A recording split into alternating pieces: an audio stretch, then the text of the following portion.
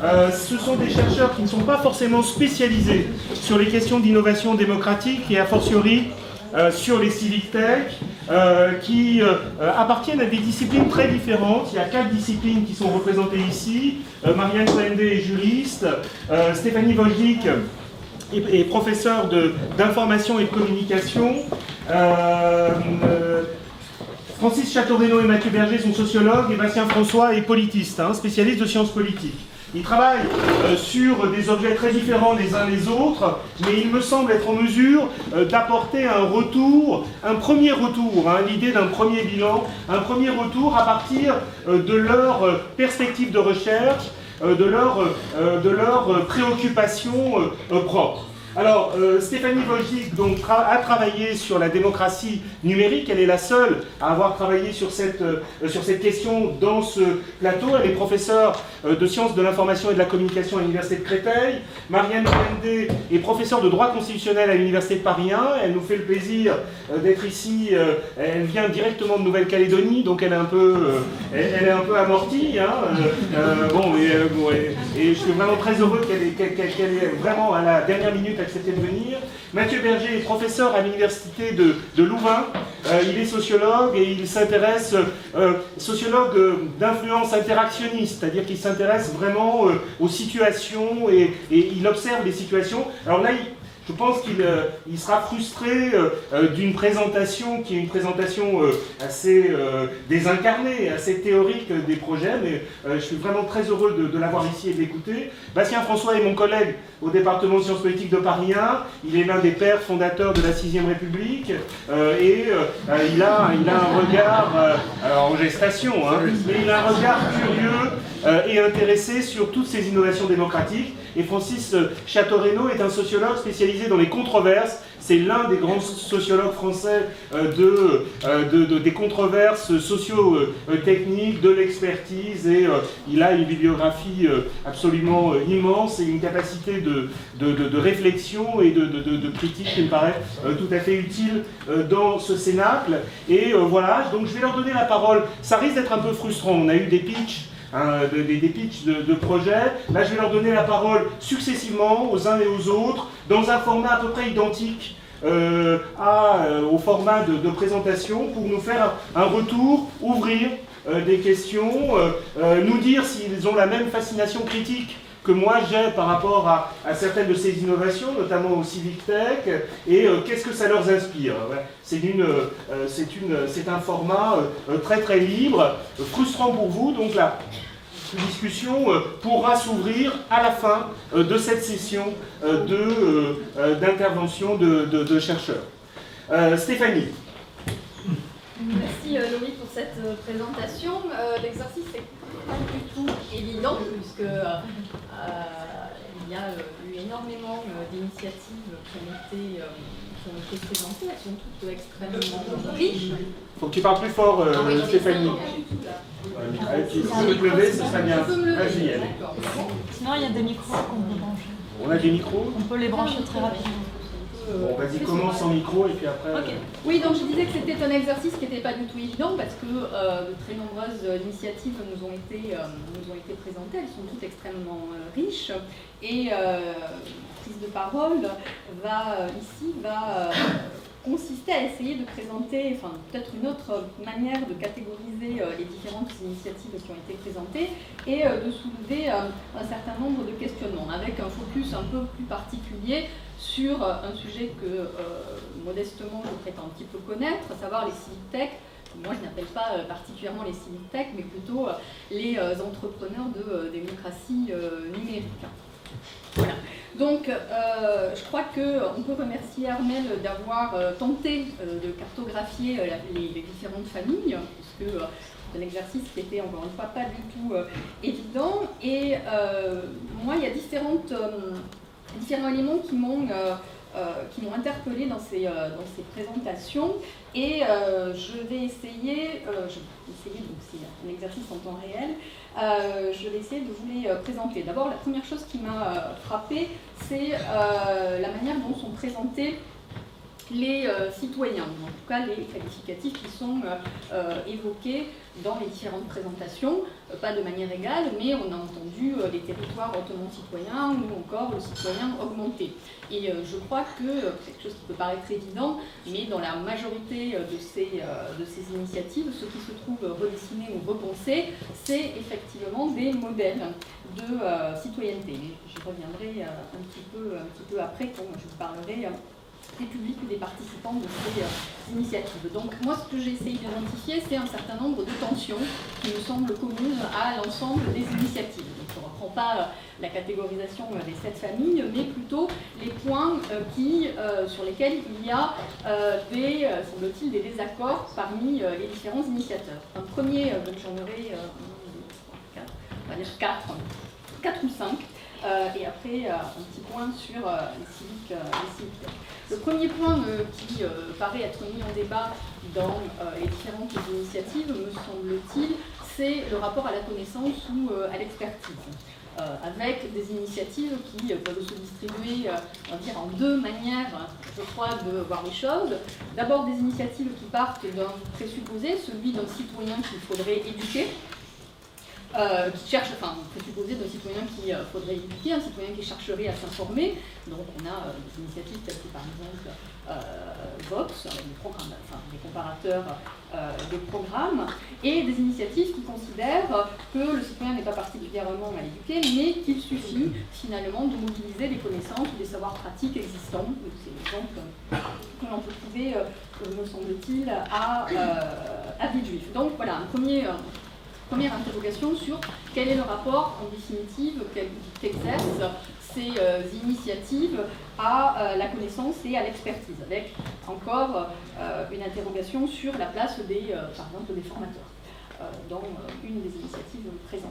Le deuxième interrogation ou point de tension qui a été particulièrement mis en valeur dans les 7 familles, c'est le rapport à la décision et plus généralement à l'institution et plus généralement encore à ce qui existe actuellement en matière de démocratie participative. Parce qu'on peut avoir le sentiment que ces initiatives arrivent dans un désert, mais qu'il n'y a jamais eu d'expérimentation démocratique ou que les institutions ne prennent pas ou ne tentent pas, avec plus ou moins de succès, de prendre en charge ces questions. Donc on a vu dans la typologie proposée par Armel qu'il y a d'une part il y aurait des révolutionnaires, des transformateurs ou des réformateurs, et puis d'autres qui manifestement s'accommoderaient plus ou moins du système institutionnel existant en voulant simplement essayer de le changer. De ce point de vue, la manière dont certaines initiatives sont classées dans les familles peut être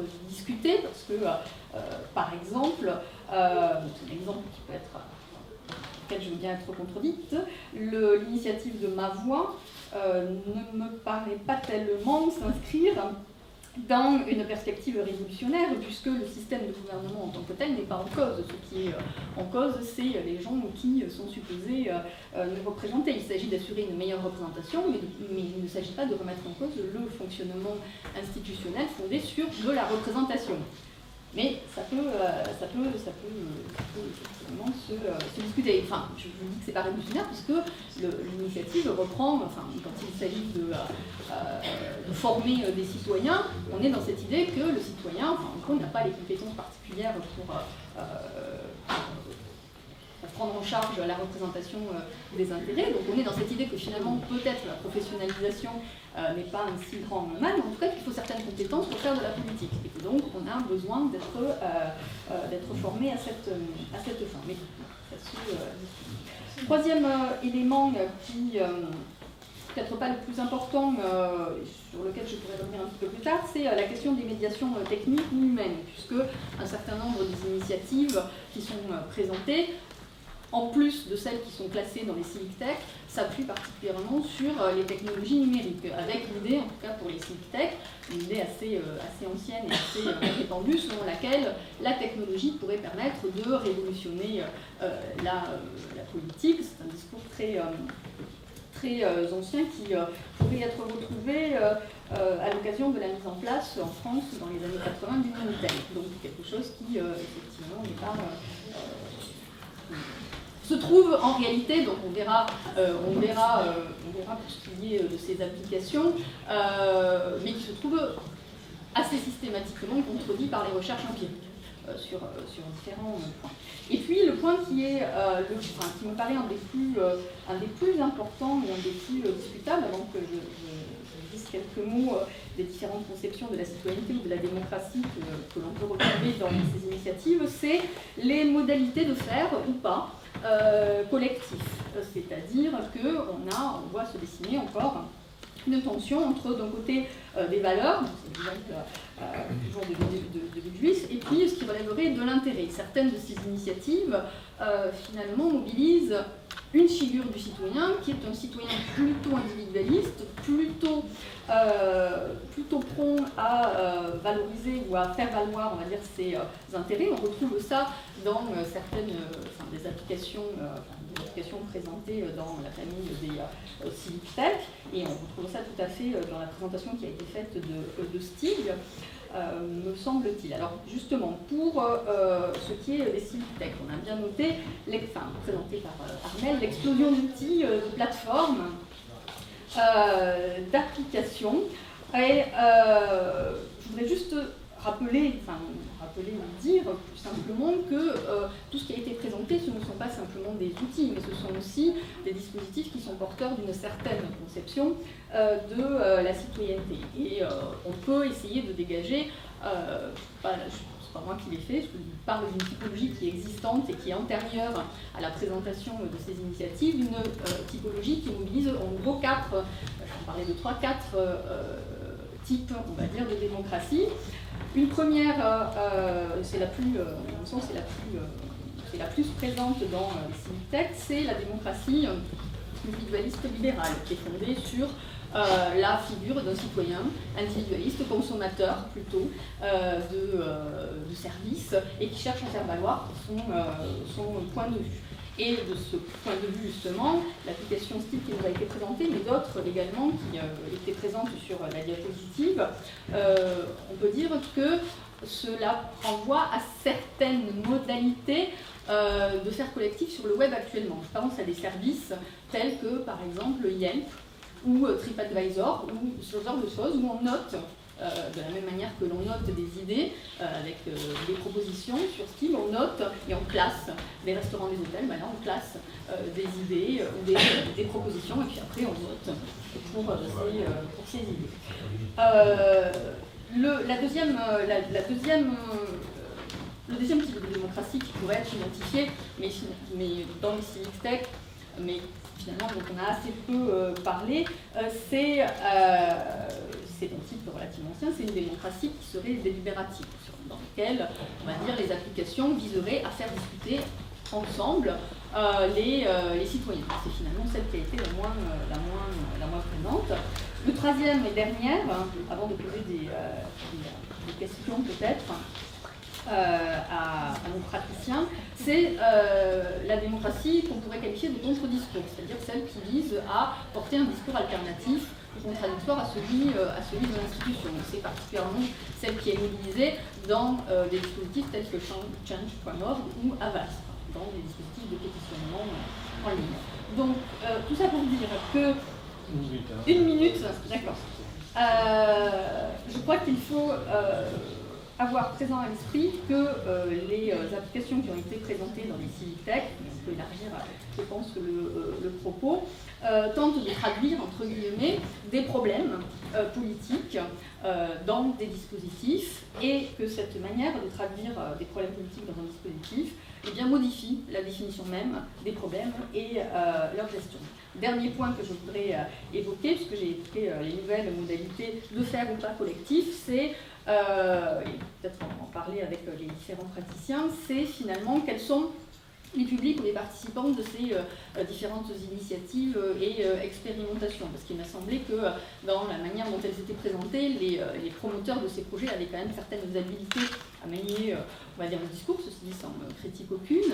Et je me demandais dans quelle mesure les publics qui étaient depuis longtemps, dont on observait depuis longtemps qu'ils étaient absents des dispositifs de participation traditionnellement mis en œuvre par les institutions, est-ce que finalement ces dispositifs permettent de mobiliser ou pas des publics qui sont des affiliés de la politique? Merci Stéphanie pour ce retour clair et critique. Je vais donner la parole à Francis Château-Renaud. Tout de suite, voilà, comme ça, j'alterne. Voilà, vous attendiez, voilà, c'est le tirage au sort. Alors, moi je suis content, c'est la première fois que je peux me lancer des tomates sur un public. J'ai vu que, évidemment, l'ordre sécuritaire régnant, ils ont fait des petites. Bon, mais merci de m'avoir invité. En fait, moi j'ai été sous le charme, évidemment, de la présentation. J'adore, évidemment, donc. Je ne sais pas si la commande c'était d'être critique, mais déjà dans un premier temps, moi j'ai trouvé ça génial, une énergie et un enthousiasme qui est absolument remarquable et qui d'ailleurs se produit dans plein de contextes politiques. Pas qu'en France, évidemment, il y a des expérimentations un peu partout, ça se fédère, il y a des grandes rencontres. Donc c'est un mouvement réel qui prend de l'ampleur. Je pense que c'est ça qui a fait que notre collègue Michel Wevorka a eu cette intuition tout à coup de l'impératif numérique, lui qui ne connaissait absolument rien, s'est rendu compte que quelque chose était en train de se passer et que la vieille sociologie risquait de tomber dans un gouffre si elle ne prenait pas le tournant numérique. Alors moi je parle, alors, 2-3 éléments quand même de l'endroit d'où je jette mes tomates. Je ne suis pas totalement hors du champ, puisque je pratique le numérique depuis une vingtaine d'années. Je suis déjà la vieille branche, quoi, le vieux geek quoi, fatigué. Et j'ai même développé ce qu'on appelle une contre-intelligence artificielle. On le fait exprès de dire contre-intelligence artificielle. Elle est en ligne, elle produit ses chroniques tous les soirs, vous pouvez les consulter. Vous pouvez même d'ailleurs intervenir, vous verrez.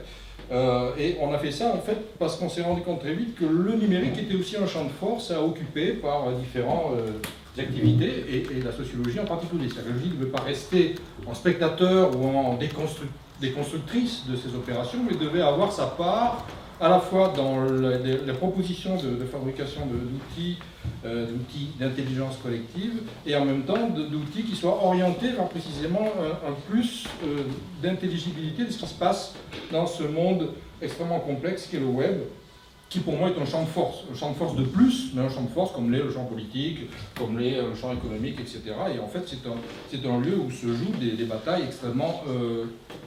Autre point, en tant que sociologue, je m'intéresse beaucoup aux lanceurs d'alerte, depuis fort longtemps, et évidemment, Snowden, par exemple, révèle que le monde du numérique, c'est pas que, entre guillemets, les bisounours, c'est aussi, évidemment, des grosses machines, et il se passe plein de choses autour des données, des métadonnées, de la surveillance, de la traçabilité, de tout ce que nous faisons. Alors, ce qui m'a frappé, c'est quand même la naturalisation qui se produit derrière le côté justement génial, énergétique, collaboratif, traversant de tous ces projets. On va aller sur Facebook, sur Twitter, et ces machines-là, finalement, ne sont pas réinterrogées du point de vue, on pourrait dire, par exemple, d'une histoire du capitalisme. Vraiment. Je sais qu'il y a eu des travaux très importants sur le capitalisme cognitif, pour citer un collègue qu'on aime bien, ou sur le néo-capitalisme, c'est-à-dire qu'il va investir précisément les domaines de la connaissance, et où les milieux de la recherche aujourd'hui, par exemple, sont extrêmement assaillis par un besoin de réforme, alors au sens fort, au sens pécrétien du terme, c'est-à-dire que là, il s'agit évidemment de mettre les chercheurs enfin vraiment dans l'esprit d'entreprise. Si on ne monte pas une start-up aujourd'hui, on est quand même mal jugé. Alors, moi, ce que je voudrais comprendre, c'est une de mes questions, c'est pas, en fait, on est tous dans la même pagaille et dans le même chaos, c'est comment, pour paraphraser un grand sociologue qui est Luc Boltanski, comment la critique sociale peut se reconfigurer, s'organiser à travers toutes ces expériences, parce qu'il y a les comment, comme diraient nos collègues Dardo et Laval, enfin c'est très vague, d'ailleurs un autre spécialiste des communs les a beaucoup étayés, qui est un juriste, enfin qui n'est pas un juriste, qui s'intéresse beaucoup au droit, qui est un économiste, oui. Ça y est, j'ai un tour du coup, tu m'as perdu. Benjamin Correa montre que justement il faut être précis quand on parle de commun, même quand on parle de logiciel libre, parce qu'il y a des pièges évidemment. Quand ça circule aussi entre les mains de ceux qui ont le pouvoir. Moi par exemple, le code de mes entités est libre pour ceux qui rentrent dans des communautés où on partage un petit peu un certain nombre de valeurs, parce qu'il y a beaucoup de sémantique, et la sémantique ça se manipule. Donc on ne peut pas absolument faire n'importe quoi, ou on peut faire en Le Pen automatique si vous voulez, vous allez voir, vous verrez, c'est extrêmement glissant, c'est pour ça d'ailleurs que je ne crois pas du tout à la révolution de l'IA pour l'instant, parce que les questions de sémantique restent absolument en suspension face aux algorithmes. Enfin, on pourra en discuter. Donc la question c'est comment, dans de ce fourmillement, cette influence extraordinaire et ce rapport à l'émergence de nouveaux outils numériques, s'organise ou pas un nouveau sens critique. J'avoue que je le sens présent, évidemment, disons cette référence au citoyen permanente. Enfin, le citoyen, il y a toutes sortes de citoyenneté. D'ailleurs, on a un collègue, Jean-Michel Fourniot, qui a écrit un article, dire le citoyen en tant que riverain, pour essayer de faire valoir que quand un riverain était en colère, il n'était pas petit, parce que c'est local, c'est des petits problèmes, il était aussi un citoyen, le riverain, enfin potentiellement. Il n'y a pas que le citoyen qui s'élève dans une version rousseauiste, voilà, qui va incarner la volonté générale en lui tout seul pour retomber en général assez vite. Donc il y a toutes sortes de citoyenneté, et finalement j'aimerais comprendre, au fond, quel est l'outillage critique qui peut s'organiser à travers ces expériences, et parce que je pense que c'est important. Alors, je signale un autre point qui me fascine et qui m'intéresse beaucoup, avec un collègue, Josquin Debas, qui lui est un geek nouvelle génération, donc, qui est beaucoup plus pointu que moi sur les nouveaux outils. On a beaucoup travaillé sur des capteurs citoyens. Alors, je ne sais pas s'ils sont dans la... J'ai pas eu le temps de voir s'ils étaient dans la nébuleuse. Les capteurs citoyens, c'est-à-dire des gens qui proposent des applis. Moi, c'est le langage de la nouvelle génération geek, parce que nous, on n'avait pas des applis, on avait effectivement des programmes, des logiciels, on avait des trucs un peu plus lourds. Et en fait, qui vont permettre précisément, par exemple, de faire des contre-mesures de radioactivité, de pollution de l'air, de pollution de l'eau, sur des usages de médicaments, sur toutes sortes de choses. Et c'est très émergent et c'est très dérangeant pour les pouvoirs, les capteurs citoyens. C'est très intéressant. Donc là, on travaille par exemple avec une association qui s'appelle l'association Respire. Je ne sais pas si vous la connaissez ici, qui s'est beaucoup mobilisée sur la pollution de l'air et qui a réussi à déplacer un petit peu les choses, qui fait que d'ailleurs la mairie, enfin Anne Hidalgo en particulier, est très mobilisée là-dessus. Elle en fait un de ses chevaux de bataille, puisque là il y a une attaque contre la Commission européenne, comme vous savez, etc. Tout ça s'appuyant précisément sur aussi ces nouveaux outils. Donc vous voyez, ça fait le lien avec ce que je disais, c'est-à-dire que là il y a à la fois une visée critique qui outille sa critique en essayant de déplacer l'expertise à travers les expériences et en liant pour le coup le numérique à la vie réelle. Parce que le risque, là c'est le sociologue qui parle, c'est qu'au bout d'un moment, dans le numérique, depuis l'histoire de l'informatique, si on la refait, en prenant Turing pour être simple, jusqu'aux derniers algorithmes pondus à Santa Fe Institute ou ailleurs, on est dans des axiomatiques autonomes, c'est-à-dire qu'on peut construire de très beaux modèles, de très belles simulations, de très beaux algorithmes qui s'éloignent très rapidement en fait, de l'expérience du monde. Et toute la question, c'est comment on produit des recoupements avec l'expérience. C'est-à-dire comment ça circule et de ne pas effectivement complètement passer de l'autre côté du miroir, selon la formule consacrée, et garder les pieds sur terre. Et pour moi, c'est pas clair. C'est-à-dire qu'on a le sentiment qu'on est un peu dans le tout ou rien. C'est-à-dire qu'on investit à fond l'idée qu'il y a des solutions, en oubliant un peu qu'il faut d'abord construire des problèmes, et que ça ne se construit pas tout seul, des problèmes, selon la bonne vieille tradition des problèmes publics, qui connaissent bien les politistes. Et du coup, comment garder en fait un pied dans le numérique et un pied dans la réalité? Alors moi, c'est ce que j'ai essayé de faire en tant que sociologue. Ça n'a pas été facile, parce que dans l'académie, c'est mal vu. Si on touche à l'informatique, pendant une quinzaine d'années, c'était carrément un suicide. D'ailleurs, Boltanski m'avait dit arrête ces trucs avec les logiciels, c'est pas de la sociologie ça, etc. Alors qu'aujourd'hui, on a une vague qui est les humanités numériques, où tout à coup, on nous demande de basculer complètement de l'autre côté. Donc, on voit bien que la question d'une position d'équilibre collectivement construite en permanence, parce que c'est un truc qui se réalise en fait, et pour moi, pas gagné. Et j'aimerais avoir votre avis, parce que ça ne peut venir finalement que du croisement des regards. Voilà, merci beaucoup pour cette occasion. Merci Francis.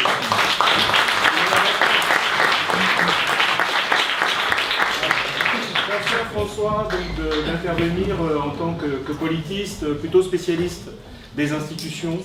Oui, alors, je ne sais pas si je vais intervenir en tant que politiste, je vais peut-être intervenir avec deux casquettes. Bon, je ne sais pas très bien laquelle je vais mettre finalement, mais il y en a une qui est celle d'un militant écologiste, parce que je suis ça aussi. Alors évidemment, le militant écologiste, là, il s'y retrouve, parce que c'est... Enfin, je veux dire, voilà.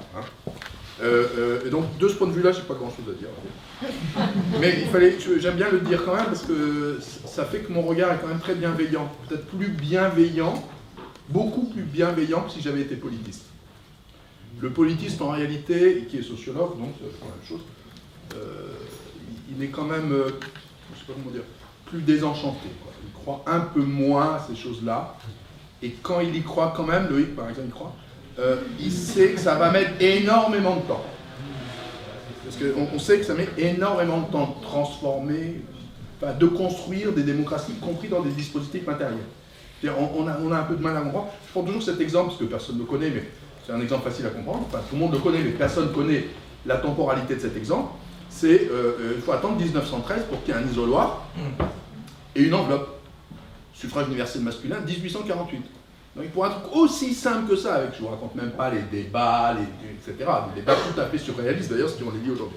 Donc tout ça pour dire que, du point de vue sociologue de la politique, par exemple on a des univers, par exemple on discute, où il n'y a pas du tout de domination, il y a très peu d'inégalités, elles sont éventuellement de savoir, je vais y revenir. Donc voilà. Et puis il y a une temporalité. Alors après, cette temporalité, on peut en discuter, tout ça. Tout ça pour dire que l'écolo en moi est beaucoup plus bienveillant que le sociologue. Alors, je voudrais il fallait parler de ces étonnements, j'en ai eu deux. Il y en a un, franchement, j'ai été très étonné, parce que c'est moi-même qui me suis étonné de ne pas m'être rendu compte de ça avant. Stéphanie en a parlé, peut-être je dirais en des mots un peu différents. Le rapport, à peu près dans toutes ces expériences qui sont présentées, qui sont super intéressantes, riches, enfin bon, un peu hétéroclites aussi, mais bon. Le rapport au savoir. La naïveté du rapport au savoir. Il y aurait un savoir qui existerait. Il y aurait des gens, on va appeler ça des citoyens, bon, qui ne seraient pas informés, mais qui seraient disposés à avoir ce savoir. Et puis comme ça, on montre, voilà, c'est extraordinaire. Hein, c'est-à-dire que ne pas réfléchir aux conditions de production de ce savoir, même quand on dit co-construit, franchement ça fait rigoler, co-construit. Enfin, c'est sympa co-construit, mais quand on est à l'universitaire, nous on est des sortes de producteurs de savoir, on sait très bien que ça renvoie des trucs, enfin, ça renvoie une sorte de Far West, quoi, la production du savoir. Donc la co-construction comme principe sympathique de production de savoir. Bon. Donc il y a une sorte de boîte noire sur cette question. Je ne m'étais jamais posé la question, c'est fascinant, mais là en écoutant, chaque fois je me disais, mais ils font apprendre, ils font des MOOC, ils font des machins, ils font des Vox, etc. Alors j'adorais le truc. Ouais, alors personne ne sait, alors on va leur dire. Vous allez leur dire à partir d'où? À partir d'un savoir qui va être produit par qui, etc. D'où toutes les questions qui commencent là, pour moi. En même temps, c'est bien hein, qui est Vox. Bon.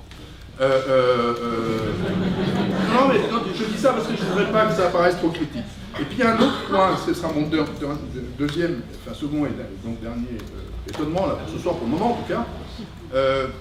C'est le rapport à la généralité, ou la généralisation des expériences. Alors évidemment, je vois bien que parce que moi, je m'intéresse aux questions constitutionnelles, je m'intéresse aux questions des règles, de façon générale, et je m'intéresse parce que, voilà, le rapport entre la démocratie et les règles, voilà, ça c'est quelque chose qui m'intéresse. Et presque jamais, dans ce que j'ai entendu, il y a des choses qui essayent de partir de toutes ces expériences très locales, très etc., pour produire des règles. Et là, vous m'aidez pas trop, ça m'aide pas trop, parce que moi j'ai besoin qu'on m'aide, c'est-à-dire qu'on me dise quelle expérience peut être généralisée. Qu'on m'aide, moi, pas moi, Bastien François, qu'on nous aide ceux qui travaillent un petit peu sur ces questions-là. Et la question de la généralisation des acquis de l'expérience, sur des actions, ce qu'on ne peut pas faire, par exemple, bon, mais aussi d'opportunités, ce qu'on peut faire. Bon, il y a de temps en temps des règles hein, qui apparaissent, bien sûr, quand on dit par exemple, le tirage au sort, c'est une règle. Bon, voilà. Mais finalement, c'est une règle très, très vieille, celle-là. Hein. Franchement, on ne vient pas de l'inventer. Hein. Bon. Donc, c'est pas très innovant. Enfin, ça serait innovant de le mettre, mais c'est pas de la vraie innovation. C'est pas de la vraie innovation institutionnelle. Bon. Et là, j'ai trouvé que ça manquait d'innovation institutionnelle généralisable, tous ces mouvements-là. Voilà. Et donc, je me disais, est-ce qu'il n'y aurait pas finalement une limite à tous, et je finis là-dessus, à tout ce foisonnement qui serait le localisme? Le truc qui resterait, alors je le dis de façon un peu pour susciter éventuellement des oppositions, mais est-ce qu'il n'y aurait pas finalement, tout ça c'est super, on va à tel endroit, il y a un tête qui fait ça, il y a un truc de design des politiques publiques super excitant, il y a une application, il y a, peu importe, il y a une expérience, il y a une candidature à un endroit, enfin bon, et puis ça s'arrêterait là, et on serait content. Voilà, moi j'ai peut-être une autre ambition par rapport à ça. Merci Bastien.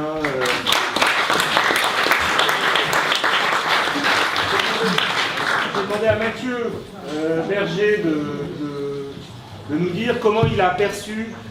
Pour tout vous dire, Mathieu a un regard extrêmement acéré sur les dispositifs de participation. Donc j'ai hâte d'entendre ses remarques. Tu veux pas te mettre debout? Non, c'est trop compliqué. J'ai branché mon téléphone en fait. Ah oui.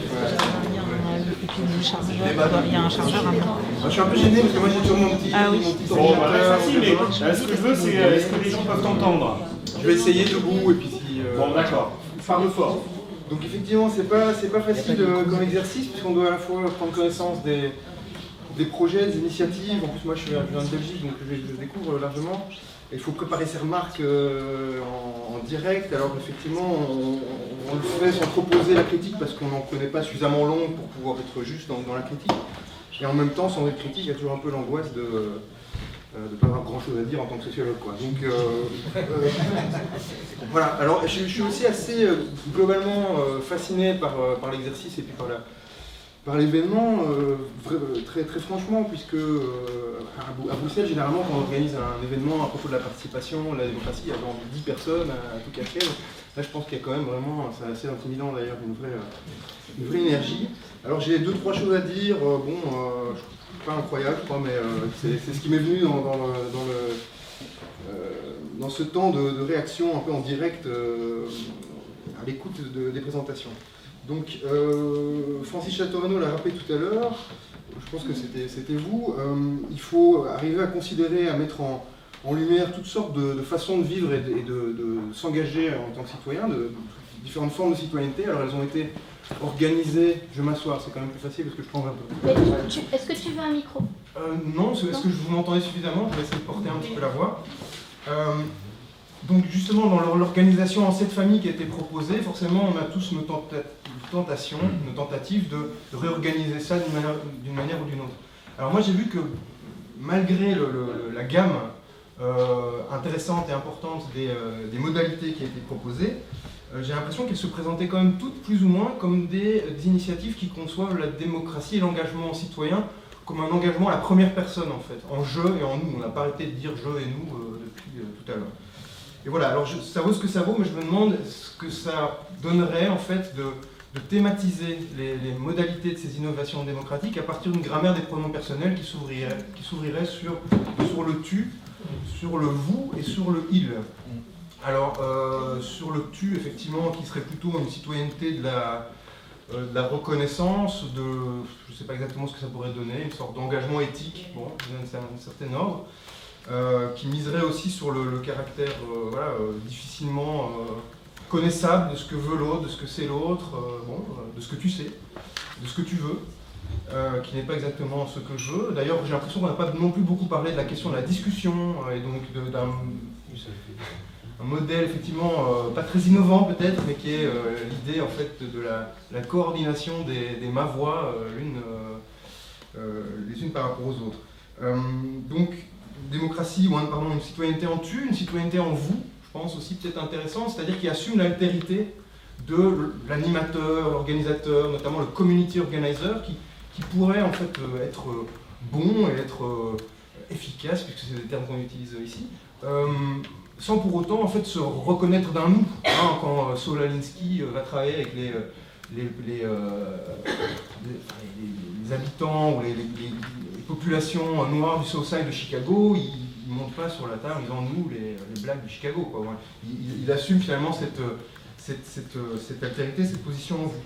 Et puis effectivement la citoyenneté en il, qui consisterait effectivement à faire exister des absents d'une manière ou d'une autre. Ça peut passer notamment par les sciences dures, les sciences naturelles, je ne vais pas faire le topo de la tour ici, mais aussi par les sciences sociales, c'est-à-dire comment est-ce que des enquêtes en sciences sociales peuvent faire exister des questions, des publics sinon absents. Moi c'est une chose à laquelle je crois beaucoup, comment faire rentrer les sciences sociales en démocratie, c'est quelque chose qui m'intéresserait de creuser, qu'on essaye modestement de creuser en fait avec des initiatives qu'on développe à Bruxelles. Voilà, et donc penser peut-être les dérives propres à une démocratie à la première personne qui se bornerait, qui oublierait en fait les autres modalités d'une manière ou d'une autre. Alors, deuxième chose, la question du signifiant démocratie qu'on utilise tous très facilement. Donc j'imagine que derrière ce terme, on a autant de signifiés qu'il y a eu d'intervenants.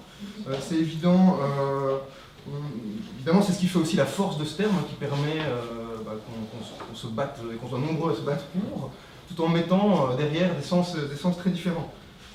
Et alors effectivement c'est assez ambigu, c'est un peu ambivalent ce constat, c'est que voilà, on est derrière ce signifiant très vague, on est en même temps obligé, quelque part, pour se réunir ici, pour discuter, pour converser, etc., on est quand même obligé de miser sur le fait qu'on met plus ou moins la même chose derrière démocratie.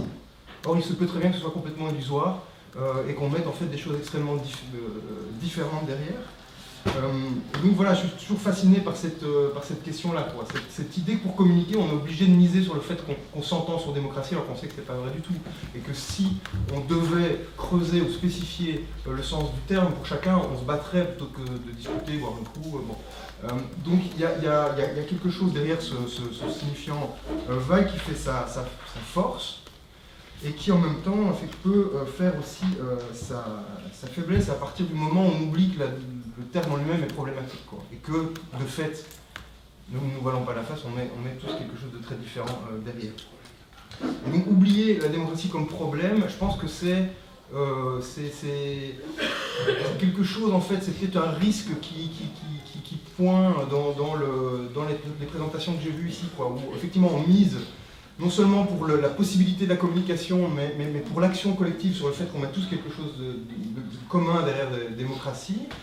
Et à partir de cette hypothèse en fait très improbable, on met des moyens en œuvre. Hein, on trouve des solutions techniques, on veut que ça se passe, quoi. On veut qu'on soit plein, que ça s'agrègue, et que ça fonctionne, que ça s'applique, qu'on fait des applis, etc. Et donc on oublie probablement, le risque étant d'oublier la démocratie comme problème. Alors ce problème, je ne suis pas particulièrement un grand lecteur ou suiveur de Boltanski et Thévenot. Enfin, comme beaucoup de monde, j'ai lu de la justification. J'ai rarement, autant qu'aujourd'hui, eu de la justification qui me saute aux yeux, en voyant en fait la façon dont... si vous prenez alors excusez-moi, c'est peut-être des références qu'on n'a pas tous, ça je suis bon. Si vous prenez le nouvel esprit de la démocratie, non justement le nouvel esprit de la démocratie, c'est un ouvrage de Loïc Blandieu. Le nouvel esprit du capitalisme de Boltanski et Capello, il s'intéresse à la façon dont le capitalisme va se retrouver thématisé, on va dire, pour aller vite, à partir de toute une série d'univers sémantiques et normatifs différents, hein, leur fameuse cité, leur fameuse répertoire d'évaluation. Et j'ai l'impression qu'ici on a quelque chose qui se met en musique en fait dans les présentations, les conversations, qui nous montre ça autour de la démocratie. Hein, c'est peut-être quelque chose que vous avez d'ailleurs un peu abordé dans le cadre du nouvel esprit de la démocratie.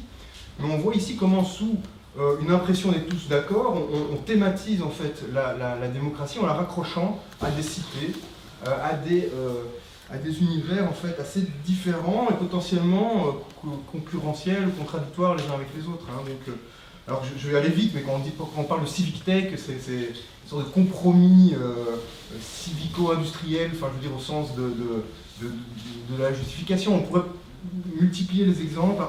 Entrepreneurs civiques, alors il y a des formations en ingénierie de la concertation, on a parlé d'écoles d'engagement de citoyens, on a parlé même de famille, la dimension un peu quasi domestique en fait, qui lie les copains d'un même segment. Enfin, donc, et puis on parle même d'écosystème du civic tech, donc là il y a des hybridations pas possibles en fait, entre des sémantiques en fait, voilà, différentes. Donc ça m'a surtout fasciné, c'est pas très critique, c'est plutôt le fait que derrière tout ça, effectivement, il y a beaucoup de choses à creuser pour voir si on s'entend autant que ça finalement.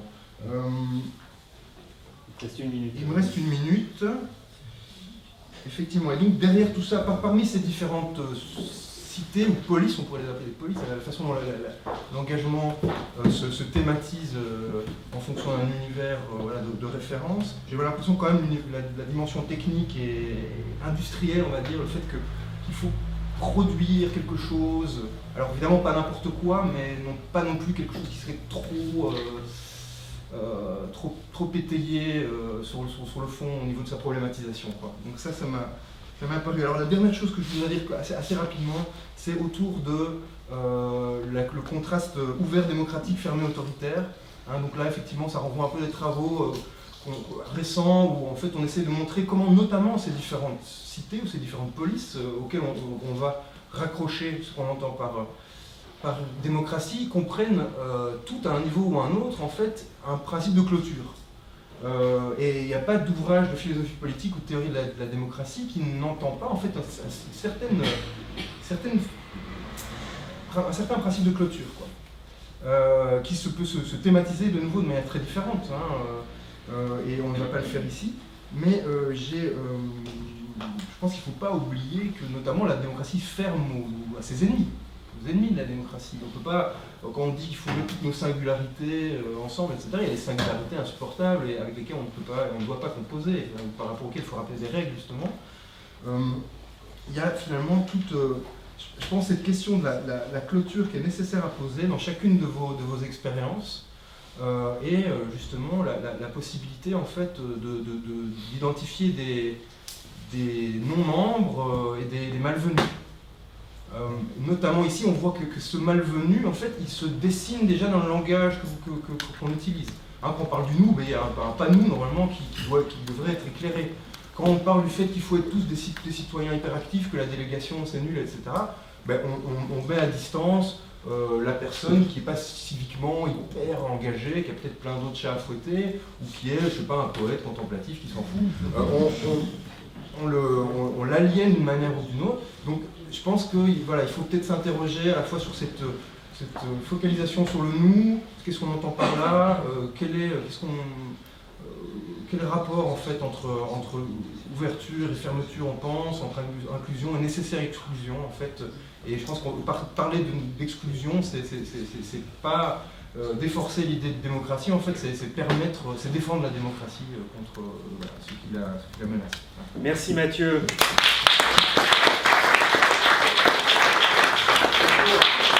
Pour terminer ce tour de table, je vais donner la parole à Marianne Cohen-Day, qui elle est juriste, professeure de droit constitutionnel, et j'ai hâte d'entendre ta réaction par rapport à ces présentations. Bien, alors l'avantage de parler le dernier, c'est qu'on peut dire que les autres ont tout dit et qu'on n'a plus rien à dire. Un grand merci à Loïc de cette invitation et aux organisateurs. Alors mes collègues en bons universitaires ont fait 3 secondes d'éloge et tout le reste du temps des critiques. Moi je vais faire l'inverse, parce que j'ai d'abord été vraiment scotchée par la diversité, la richesse de ces expériences, par l'énergie incroyable qui se dégage de tout ça. Et je trouve ça formidable dans toute cette diversité, cette richesse, cette volonté et ces regards qui peuvent se combiner. Ce qui me frappe beaucoup, ce qui me semble très important, c'est de combiner ces expériences et non pas de les opposer ou de les classer ou de les hiérarchiser, parce qu'il me semble qu'on est vraiment au stade un stade quand même très précoce. Pour tout ça, alors vous direz, c'est pas la première fois, les cahiers de doléances, c'était déjà ça. Et ce qui se passe, on a discuté avec Loïc récemment de ce qui se passe en ce moment au Chili, où il y a des expériences de démocratie participative qui se font avec des groupes de 20 personnes qui font des propositions qui vont remonter, et pour que tout ça aboutisse à une révision constitutionnelle, ça fait quand même beaucoup penser aux cahiers de doléances, sauf que là, on a des geeks, on a des ingénieurs, qui vont enrichir ces expériences. Alors, quelques petites réflexions complètement désordonnées, parce qu'effectivement, je suis en plein décalage horaire, ça me fait une bonne excuse pour être très désordonnée dans mes réflexions. Et alors, en Nouvelle-Calédonie, justement, j'étais avec des gens qui font de la démocratie participative pour élaborer le code de l'environnement. Donc, ils vont se promener dans les tribus Kanak, avec, par exemple, des cartes géographiques dans lesquelles on observe la montée des eaux.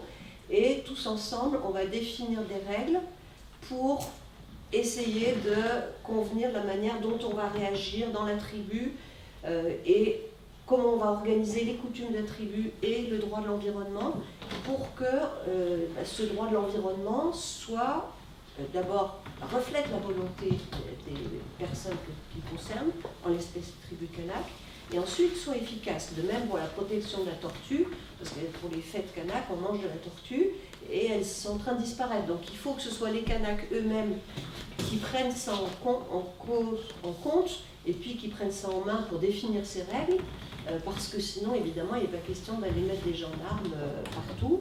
Donc, Quand on arrive ici, qu'on est avec les geeks, on a deux mondes complètement différents, parce que les Kanaks, ils ne vont pas aller faire la démocratie participative par Internet, ils ne vont pas être tous les soirs sur leur ordinateur. De même, ça a été évoqué, la question de savoir qui rentre dans ces modèles. Tout ce qui est démocratie, informatique et tout, ça fait des mois que j'en discute avec des chercheurs qui sont en train de réfléchir de manière très approfondie à ces questions-là, qui montent des nouveaux systèmes, etc. Donc on a déjà pas mal discuté. Pour ma part, il y a quelques petites questions qui me semblent importantes, notamment celle des personnes qui restent en dehors. Par exemple, toutes les personnes âgées qui sont un peu concernées, parce que souvent ces personnes me prennent comme test. Si je peux comprendre leur truc, c'est que n'importe quel débile mental peut comprendre les trucs informatiques, parce que l'informatique n'est pas une information naturelle. Voilà, comment est-ce qu'on fait rentrer dans ces systèmes-là les personnes plus âgées, les personnes qui donc sont style les Kanaks, etc., qui sont un peu exclues. C'est pour ça que je suis aussi fascinée par l'optimisme, la bonne volonté de ces gens-là, mais je leur dis attention, il y a quand même aussi d'autres personnes qu'il faut associer. C'est pour ça que je crois que l'idée sur laquelle on pourrait croire que soit ma voix, soit la primaire.org, soit d'autres puissent remplacer les autres systèmes, me paraît à la fois dangereuse, parce que pas forcément très démocratique, justement, et complètement pleine d'illusions. En revanche, le fait qu'en combinant tout ça, on puisse faire des trucs géniaux, ça j'en suis complètement convaincue. Autre idée qui a qui a émergé pas mal, la question de l'écoute. La question de l'écoute et du débat. Ça fait un certain nombre d'années que je travaille sur la question de démocratie participative, que j'ai fait travailler notamment des doctorants là-dessus, en particulier en matière d'environnement. Ce qui ressortait très clairement, c'est à la fois qu'il y avait énormément d'espoir et pas mal de déception, parce que les gens se rendaient compte qu'au bout du compte, ils avaient dépensé beaucoup de temps, d'énergie, et puis que leurs paroles n'étaient écoutées qu'à la marge. Donc il y a aussi dans tous ces systèmes-là ce risque de déception qu'il ne faut pas perdre de vue, et la question aussi de l'écoute. Dans les caractères chinois, l'empereur est représenté comme étant, donc le signe qui représente la personne de l'empereur, comme étant à la fois une bouche et une oreille. Et pour l'instant, on a eu beaucoup de bouches ce soir, et pas tellement d'oreilles, parce que ce qui me semble très important dans la démocratie, c'est le débat. C'est la confrontation des points de vue. Kelsen disait que c'est pas par hasard que dans toutes les sociétés démocratiques, on a un parlement. C'est un endroit où on discute, on confronte les points de vue contraires. Donc dans tout ce qui est informatique, ça semble très intéressant et tout. Un des points qui me semble essentiel, c'est la manière dont l'informatique va permettre d'écouter les points de vue des autres. Parce que jusqu'à présent, et certains informaticiens ici présents ont travaillé là-dessus, on sait que les algorithmes de YouTube sont conçus pour vous enfermer dans votre petite bulle, et que justement là-dessus, on n'est pas dans la démocratie. Donc voilà, travailler sur le débat avec tous les gens, y compris ceux qui ne sont pas forcément ceux qui sont plus à l'aise avec l'informatique, etc. La question aussi des valeurs.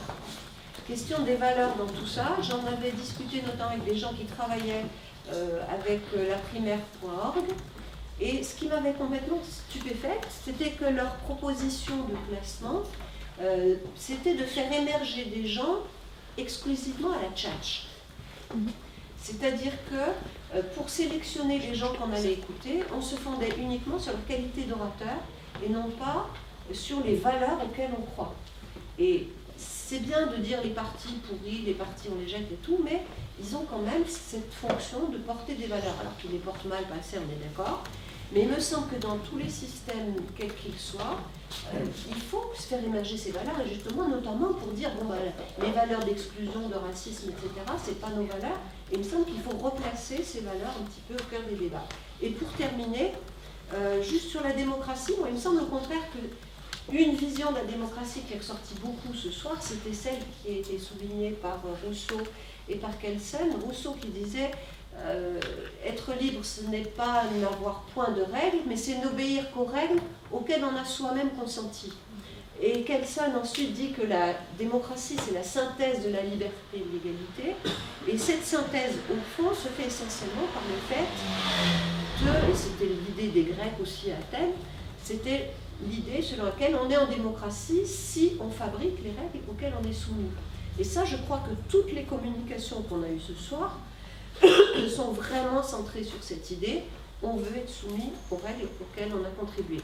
Et voilà, juste pour conclure, donc bravo, félicitations, continuez, c'est génial, mais surtout qu'aucun d'entre vous ne croit qu'il va lui seul tout révolutionner, mais travailler ensemble de manière complémentaire, tester des modèles, continuez, vous l'avez dit plusieurs, tester des modèles, confronter les résultats de certains modèles avec des résultats concrets, d'abord à l'échelle locale, et ensuite à une échelle plus large. Je suis d'accord avec Bastien, il faut faire émerger ça au niveau constitutionnel, mais avant de dire le peuple pense ça, faites des tests, comparez les expériences sur le terrain à différentes échelles. Voilà, bravo et merci. Merci Marianne. Alors,